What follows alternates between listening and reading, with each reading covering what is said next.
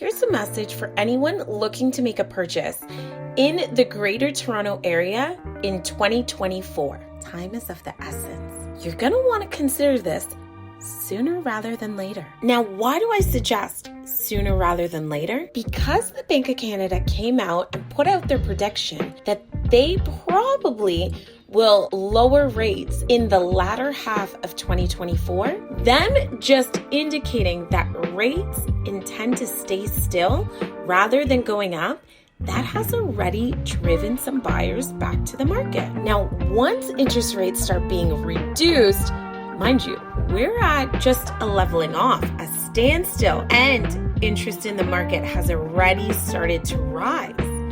So when they actually start decreasing interest rates, buyers, what you should expect is more competition. And what's really scary to admit is there is a chance if price points start to rise again, interest rates might either stay still or increase.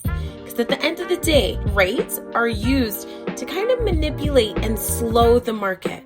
And that's what the Bank of Canada has been doing. They've increased it when they need the market to slow a little, and they've decreased it when they need to encourage some buyers to get back out there and spend more money. If there's more buyers in the market, that can also start triggering higher price points. Here's my recommendation, but you're going to want to look at what this looks like with your mortgage team. What would it look like if you went to the market right now, or you just got your ducks in a row to get into the market? What would it look like if you were to lock in with a 1-year term?